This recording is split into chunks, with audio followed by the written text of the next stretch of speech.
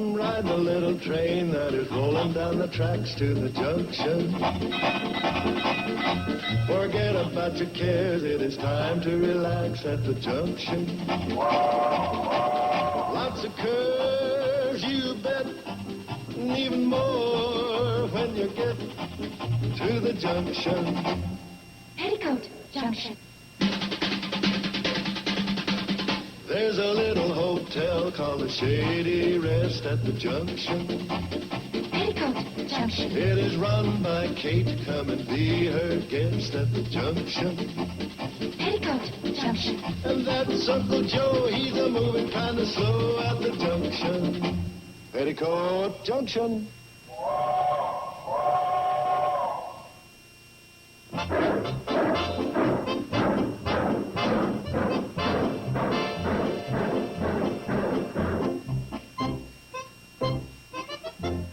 There. Well, I guess that does it for everybody, except you know who. Where is Joe? Who knows? Same thing happens every year. He's never around when it's time for his flu shot. I found him. Oh, cut it out, will you, Bobby Joe? Where was he? Hiding in the hen house. Oh, Joe. That's all you know. I was not hiding. I was out there giving the hens a pep talk. See, about this time every year they go into a slump, and What are you doing? Just roll up your sleeve, Joe. Now, wait a minute. Let's not rush into this. And for crying out loud, Joe, every year it's the same thing. Can't you cooperate just once? Me? When didn't I cooperate? Last year I had to chase you up the water tower. The year before that, you were 20 pounds lighter and crawled under the porch. And how about that dandy excuse you gave 3 years ago? Oh? What was that? He said he wanted to donate his body to science. But if it was too healthy, there wouldn't be anything for them to analyze. Come on, honey, I got work to do. Oh, now, Uncle Joe, look, this time it's even more important than ever. If you're going to be around the baby, you don't want to take any chances. I keep telling you I'm not going to catch anything. Uncle Joe? Well, okay. Holy smoke, where'd you get that, my dartboard? Well, just relax, Joe. Don't even look. Ow! Joe, that was just the cotton.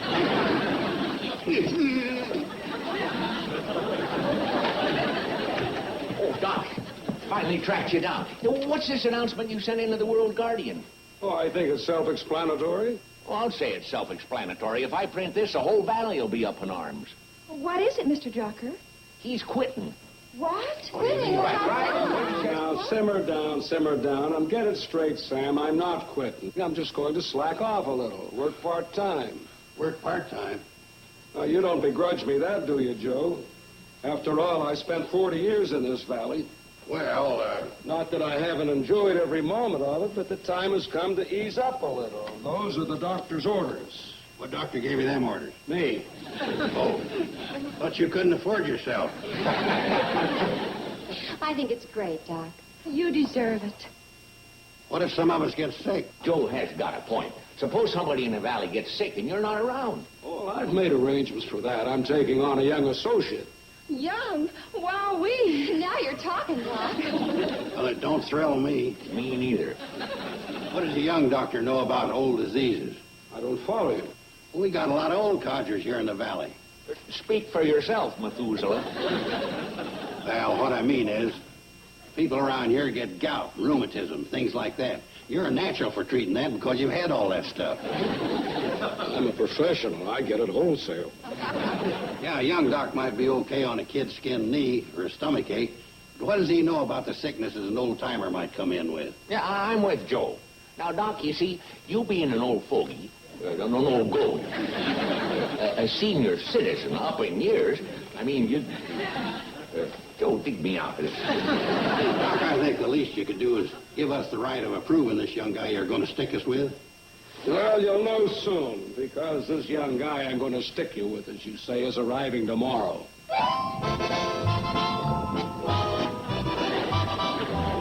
It must be him now.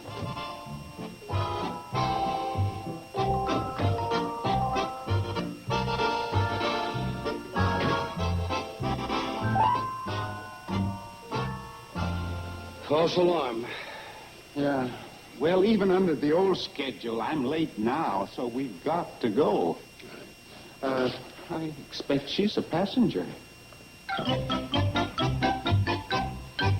Excuse me, ma'am. Are you planning to catch the cannonball? No, I'm here to meet someone. I see. Oh.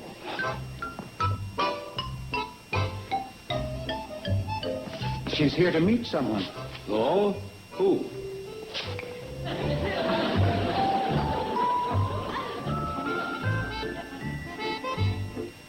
Ma'am, who are you meeting? Dr. Stewart. Oh. Oh.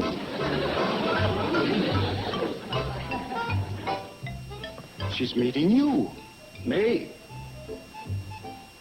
You don't suppose... Oh, no, it couldn't be.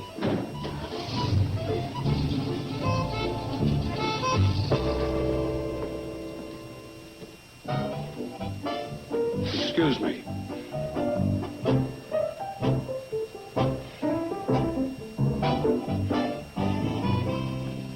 How do you do? I'm Dr. Stewart. Oh, how nice of you to meet me. I'm Dr. Craig. Yes, well, naturally, I wanted to meet you. Only I'm something of a surprise. Well, yes, you could say that. Oh, but I was expected. I have a letter from Dean Lawrence. Oh, yes, that's fine. But, you see, when I asked Dean Lawrence for an associate, I didn't expect, well, I naturally assumed that, but to put it bluntly, madam, you're a woman. Diagnosis correct, Doctor. And this is a rural area. And a young man might fit in better. Well, frankly, yes. Well, that's why I wanted Dean Lawrence to let me come without warning you. I was afraid that if you had a choice, I wouldn't stand a chance. Well, you're here. Oh, dear, you make that sound as though you're stuck with me. Oh, no, I'm sorry if it came out that way, but it's just that, well, you see, my patients are going to be expecting a male doctor, and, well... It's going to take a bit of a selling job. You do have a knack of hitting the nail right on the head, Doctor.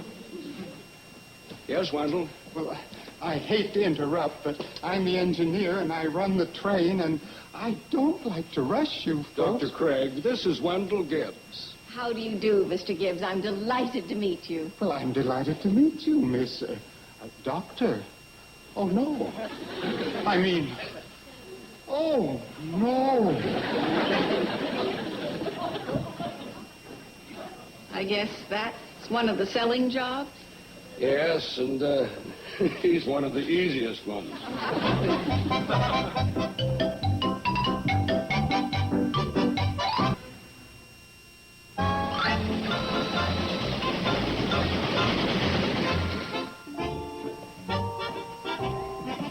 Oh, my, what a lovely old place. And what an appropriate name, Shady Rest. You don't know how appropriate.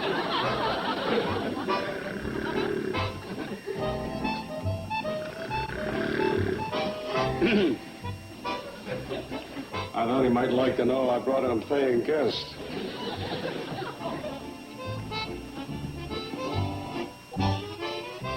Paying guest.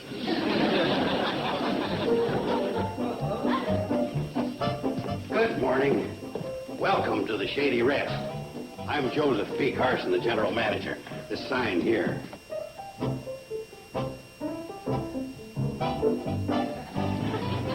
Oh, what an adorable desk clerk. Thank you, ma'am. Oh, him. Late as usual, huh? You're supposed to warn me when guests arrive. Where were you, sleeping on the job again? I can't imagine being met by anyone nicer. Gee, Janet Craig, M.D. Oh, you're from Maryland. Try again, Joe. M.D., North Dakota? No, MD is right. It just doesn't stand for Maryland. The only thing I can figure out for M.D. is... You're kidding. How do you do, Mr. Carson? How do you do, ma'am? Doctor. Yeah. Oh, Uncle Joe, we won't be gone long. We're going to go over to the high school for a little tennis. Actually, we're firming up our figures for when that new young doctor arrives. Well, you can stop firming.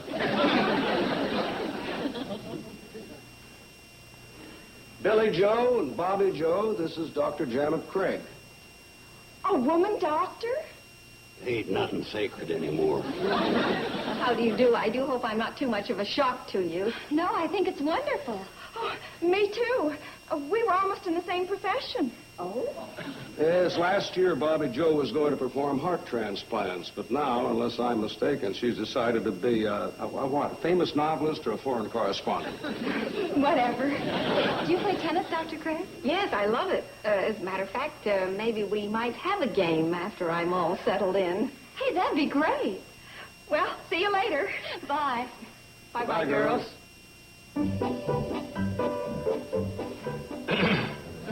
Would you show Dr. Craig to her room? Oh, yes, ma'am. Room number 7.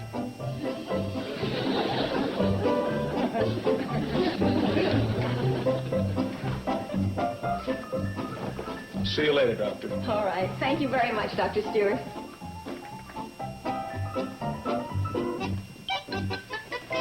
I'd go along with you, Joe. This valley is no place for a woman doctor. Why not? Huh? I said, why not? Well, maybe you haven't been following the discussion. I said this valley is no place for a woman doctor. I know, and I said, why not? Joe, did you hear that? Yeah, I heard you. Well, tell him why not. Steve, you can't be serious. I am serious. Why is this valley no place for a woman doctor? Oh, brother. Okay, I'll give you a for instance. Say you're lying there on your deathbed. Got the picture? Deathbed. Got it. Call Doc Stewart. He comes a-running. Now you call this Dr. Janet Craig, you'll get a recording saying, sorry, she's at the beauty parlor getting a permanent. That's good, Joe. Well, does that answer your why not? No. Oh, brother. Every day I get one like this in the chair. Whether it's on the missile race, the gold crisis, or foreign aid. Look, I'm sorry, but I just don't go along with your reasoning. Now, if a woman is capable, why shouldn't she be a doctor? Look, Steve, a doctor's somebody you should be able to confide in. Now, you tell Doc Stewart something, it never gets out of his office. You tell that to a woman doctor, and she'd have it on the party line before you got your prescription filled. You're hot today, Joe. What do you say to that? Easy on the sideburns. I'm completely against having a woman doctor in the valley. My Elroy is subject to styes. And just the thought of another woman looking into his baby blue eyes is just more than I can bear. Oh, now, Evelyn, we can understand your position completely. Oh, Doris? Well, going to a woman doctor would frighten me. Now, you take the operation I had last year. I think I've mentioned it before. Yes, Doris. Every club meeting. Well, I never would have pulled through if it wasn't for the comfort I got from Doc Stewart. When I put my hand trustingly in his, it gave me courage. The very thought makes me tingle all over. Yes. And, Doris, you feel that with a woman doctor, you would not have had that same trust. Or the tingle. Well, thank you, Doris. Excuse me, ladies, but personally, I think all of you are being very unfair. What? And I agree with her. We've met Dr. Janet Craig, and she seems to be a very fine person. She's charming and lovely and pretty. Yes, we know. That didn't help a bit. Well, what I mean is, she's probably a pretty good doctor, too. Girls, it is not difficult for us to understand your attitudes. After all, you are single. Not all of us. Betty Jo's married. Oh, that's right. Betty Jo, how would you feel about your Steve going to Dr. Craig? Well, I really haven't given it very much thought. Maybe you should. Just picture the good Dr. Craig holding Steve's hand while she takes his pulse. Or thumping his chest while she looks for heaven knows what. That wouldn't bother you, would it, Betty Jo? No, not really. I don't think it would. See there? It just goes to show the rest of you aren't being very objective. And I think all of you should give the matter some more thought. Well, we've given enough thought already. That's right, they should. Darling, what happened? Oh, I must have sprained it helping Wendell unload a drum of insecticide. Oh, Well, we can't take any chances. Heavens, no. Better go right in and see that nice dude, Dr. Craig. Oh, maybe I should. Oh, honey, I can take care of it. Yeah, honey, but a doctor could tell Let's go in the kitchen and soak your arm in some hot water. But, honey, Wiggle your fingers. Go on, wiggle them. wiggle my fingers? Yeah, wiggle them. You see, they wiggle. They wiggle real good. There's nothing wrong. Nothing's broken. Yeah, honey, but just to play it safe, maybe I should... Darling, let's go in the kitchen and soak your arm in some hot water. Everything will be just fine. That's a good boy. Come on. Well, now, let's see, ladies. That is 1, 2, 3, 4. That's 4 to 2 in favor of boycotting Dr. Janet Craig.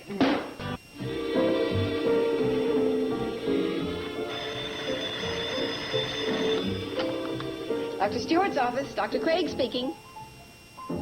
No, I'm sorry, he's not here. May I help you?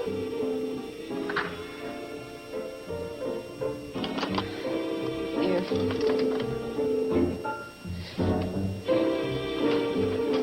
Oh, hello, Doctor. Any activity while I was gone? Oh, my goodness, yes. 3 patients came in. And when I asked them if I could help them, they said, no, thank you. They'd come back when the doctor was in. And they all made a special point of underlining doctor. That's what I was afraid of. I heard by the grapevine a group of women got together and decided to boycott you. Oh, then I guess I'll just have to specialize in male patients.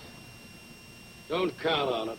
I stopped by the barber shop for a shave, and when I went in, Bert and the customers looked at me as if I was carrying a case of virus in that little black bag. Oh, dear. Well, that doesn't sound too encouraging. Oh, it's too bad. If you were to pack up and take off, I couldn't blame you. Me? Leave? Oh, no, Doctor. Not on your stethoscope. No, I like a small town. And the idea of the shady rest is something I've always dreamed of. But if the people in the valley won't accept you. Dr. Stewart's office. Dr. Craig speaking. Yes, just a minute. You want me? Yes? Oh, yes, Mr. Miller. Yes, I will right away. All right. We've made our first breakthrough. But that's what we need. Now, what's the problem? Oh, my goodness. I don't know. I was so excited about being wanted, I didn't even ask. Well, I'd better come along just in case. Oh, no, Doctor. No, please don't. No, that would spoil everything. This is the chance I've been waiting for. Wish me luck. Sounds like she went for it. Hook, line, and sinker. Terrific.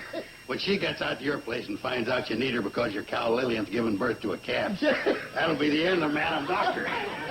Joe, isn't this being a little mean? No, Sam. It ain't being a little mean. It's being big mean. But it's for a good cause. Right. A rural doctor's got to expect a call like that. If she's going to practice here in the valley, this is what she'll be up against. And it's an act of mercy that she finds out now. This way, she can pack her little black bag and leave quietly. No harm done. I don't know, Joe. After all, she is a woman. Yeah, but a doctor first. Now, you take Doc Stewart. To him, a patient was always a patient, whether it was a man or a goat. True. And sometimes, like in your case, it was hard for him to tell the difference.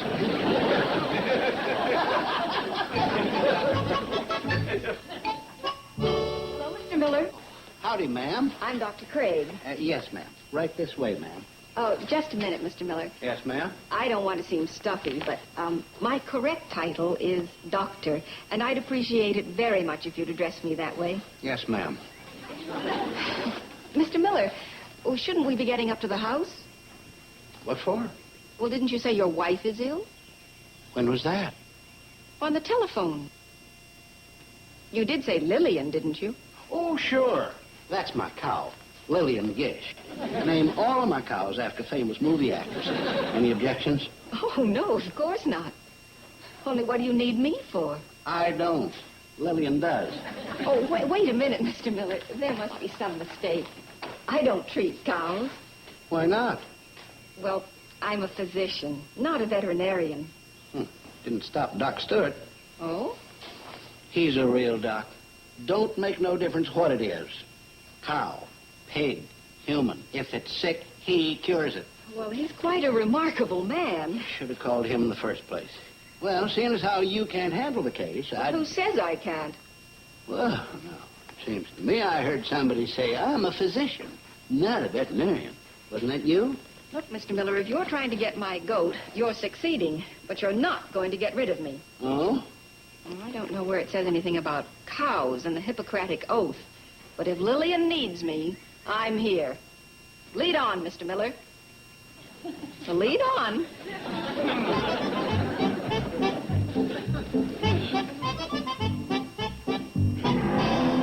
This is Lillian. Oh, well, hi, Lillian. What seems to be her complaint? Complaint? Well, she ain't got any complaints. She's just getting ready to calf, that's all. Oh, of course. Oh, I see. Good Lord, woman. You didn't think she got into that shape from eating green apples? I'm afraid I'm not a country girl. Lady, that don't come under the heading of a big surprise. You sure you don't want me to send for Doc Stewart? Absolutely sure. Yes, but what do you expect me to do for her? I mean, if she's going to have a calf, why don't you just let her have it? Fine, if it all goes well. But what if it don't? I set a lot of store by Lillian. I see. All right, well, I guess I'd better take up the vigil. There now, Lillian. What are you hoping for, honey? A boy or a girl? Oh, you don't care, do you, girl? Just as long as it's healthy. Confound it, Ben. You had no right to pull a stunt like that. Why not? She's a doctor, ain't she? Sure, but she's not used to things like this. Well, she's gonna do doctoring around here. She dang well better get used to it. That or clear out. You people are the most stubborn... Oh, forget it. Dr. Craig, you all right? Yes, I'm fine. Are you sure? Positive. But more important, mother and daughter are doing well. Nice work.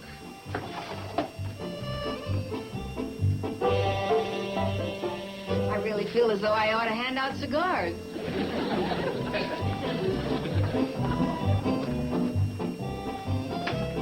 Take it easy, Lillian.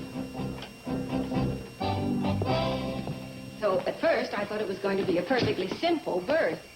And then I realized it just became evident that she breached, and so I...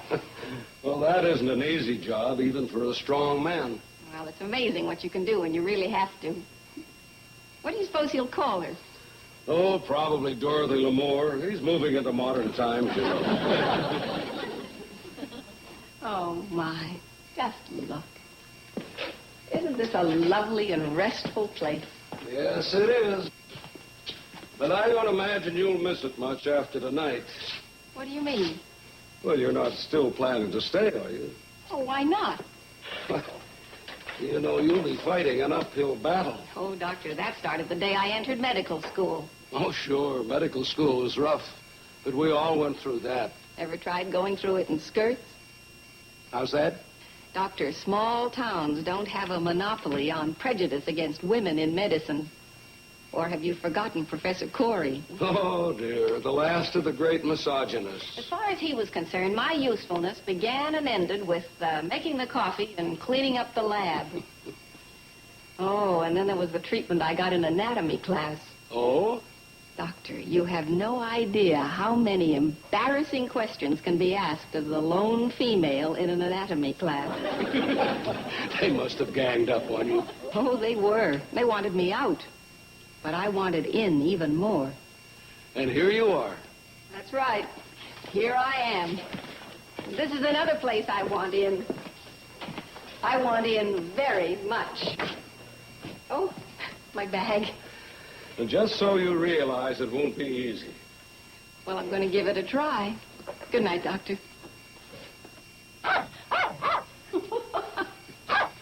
See? Well, I already already have someone on my side. Oh, you have more than that. You have at least three. There's Dog, and me, and don't forget Dorothy Lamour. Come on.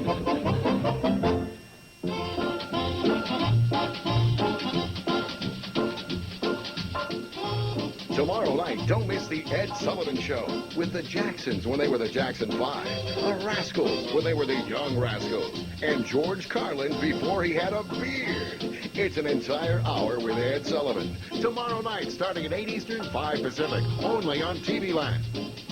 Now, stay tuned for the Sonny and Cher Show, next on TV Land. Petticoat Junction.